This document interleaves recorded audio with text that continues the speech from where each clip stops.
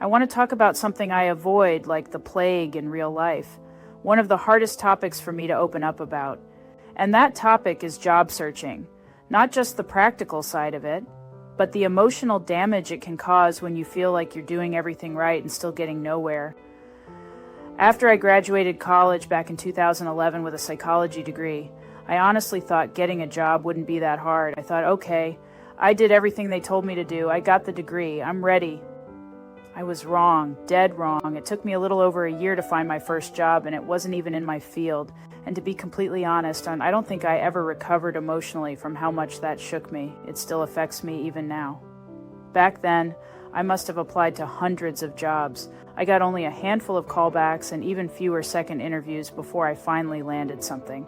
And part of why I struggled is because I had zero networking skills.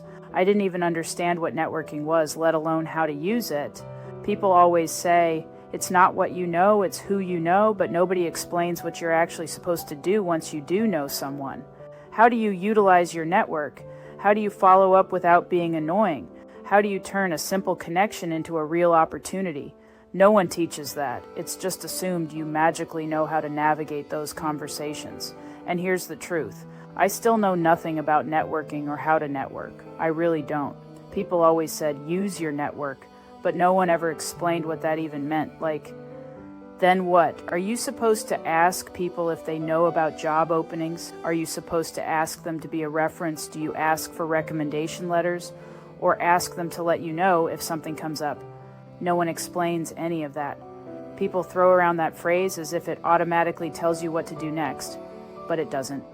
I never knew what questions to ask or how to turn a simple connection into an actual opportunity. And when I heard the word networking, I always pictured it literally like a giant web. A friend of a friend of a friend connecting to someone else. People intertwined, opportunities spreading because everyone knows someone. But my reality never looked like that. The people I knew from work, from volunteering, from ministry, none of them connected to each other at all. So in my mind, it felt like I was standing in the center of a bunch of branches, all pointing outward but never touching. No connections between them, no pathways, just isolated lines with me in the middle, having no idea what to do with any of it. It made no sense. And the thing is, I did know a lot of people, but I never got past the step of simply asking if I could use someone as a reference or asking for a recommendation letter.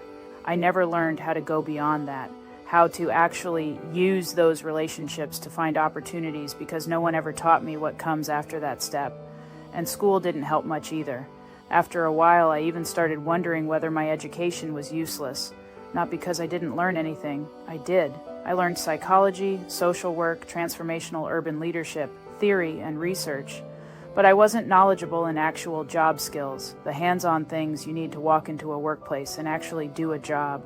And it reminded me of something from when I was still in school. Teachers would hand us long lists of jobs that existed out in the world, almost like we were supposed to automatically know what we were capable of. But I remember staring at those lists thinking, how am I supposed to know if I can do any of these jobs when I don't even understand what they actually are, what the work looks like, or whether anything I learned in school even applies? So when I finally saw a real list of real-world jobs, it felt like there were only a few things I could realistically do. Maybe that was just because the descriptions were vague and I didn't understand what those jobs actually looked like day to day. Because of that, I probably bypassed a lot of opportunities simply out of confusion, and that's what it felt like the reward for all the effort I put into school wasn't actually giving me many real options. It also reminds me of YouTube and book writing. In both of those fields, you can put in a massive amount of work and still get very little in return. You can spend hours writing chapters or filming videos, do everything right, and still barely grow. That's why those creative paths aren't considered stable careers anymore, even though I would truly love to be a novelist. Passion doesn't guarantee stability, and honestly, sometimes the best candidates are the ones who struggle socially, the quiet people, the creative people, the ones who don't fit the typical corporate personality. Those people often get overlooked even when they're highly qualified. Meanwhile, people with strong social skills sometimes get shortcuts into jobs even without being the best fit. I spent years doing volunteer work, ministry work, AmeriCorps internships, food service jobs, and working with children, not because I was trying to stand out, but because I was told those things would open doors. I was told they would lead to opportunities, but in reality, they didn't. From an employer's point of view, all of that was considered direct service work, not the kind of job experience they count as professional. And now, here I am in 2025, looking for jobs again because of a structural change at work. And somehow it's even harder than it was in 2011. Right now, I'm even door dashing on the side just to make ends meet, on top of my current job. That's how unstable things feel. I'm also one of those people who would stay in a job I'm miserable at just to avoid job searching. That's how much I hate the process. I would rather deal with burnout than go through the endless cycle of applications and rejections. But I've reached a point where that's no longer sustainable. I need a job that's stable, long-term, and of course, I reached that point at the worst possible time, because the job market is brutal right now, and with AI evolving so quickly, I honestly don't know what the job landscape will look like in a few years. Today, you can submit your resume to hundreds of places, and most of them will never reach a real human. AI screens everything first. If the algorithm doesn't like your phrasing or keywords, your resume never reaches a hiring manager. It's nothing like the 1950s where you could walk into a business, talk to someone, and get hired the same day. Sometimes I wish we still lived in that world, and I'm tired of hearing older generations say the reason younger people can't find jobs is because we don't want to work. That's not true. Boomers grew up in a booming economy. Education was affordable. Wages matched the cost of living. If you were willing to work, you could build a life. That world is gone.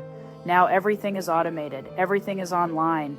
Companies post ghost job listings they never planned to fill.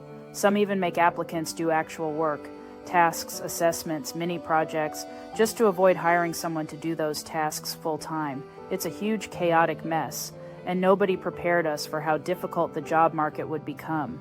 Thanks for watching. I hope this wasn't all doom and gloom. I hope it was actually helpful. And I'd really like to hear your thoughts and experiences in the comments. I read everything, so feel free to share.